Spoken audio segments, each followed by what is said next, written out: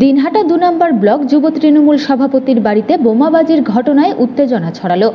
বিরোধী নয়, দলেরই একাংশ এই বোমাবাজির ঘটনা ঘটিয়েছে বলে সরাসরি অভিযোগ করলেন যুব তৃণমূল ব্লক সভাপতি সুকুমার বর্মন।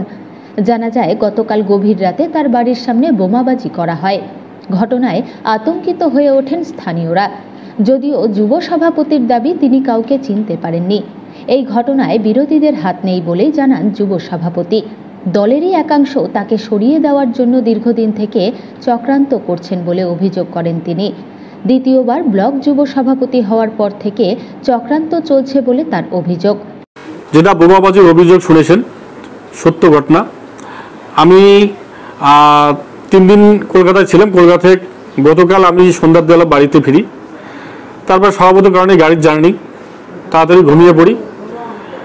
আনুমানিক রাত্রি 1টার দিকে আমার ঘরের কাছেই প্রচণ্ড একটা আওয়াজ পাওয়া যায়।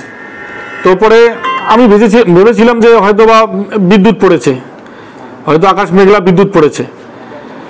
তো তারপরে আমি যখন বারুদের গন্ধ পাই, তখন আমি সঙ্গে সঙ্গে বেরিয়ে আসি। ঘর থেকে বেরিয়ে এসে দেখতে পাই আবার একটা বোমের যে ব্লাস্টিং হওয়ার আগে যে একটা আগুনের ফুলকণি বের হয়, সেটা বের হচ্ছে। সেটা বলতে বলতেই সেটাও হয়ে গেল। পরপর 2টো বম ব্লাস্ট হয়ে গেল আমাদের এই বাড়িতে। যে আমাদের যে পরিবেশ, আমাদের এখানকার পরিবেশ শান্তির পরিবেশ। আমাদের এখানকার মানুষ কোনোদিনও ভাবতে পারেনি বা ভাবে না যে এখানে বম্বিং কোনোদিন হয় বা হবে, এটা ভাবতে পারে না।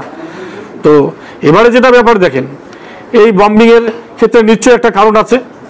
সেই কারণটা হলো রাজনৈতিক কারণ।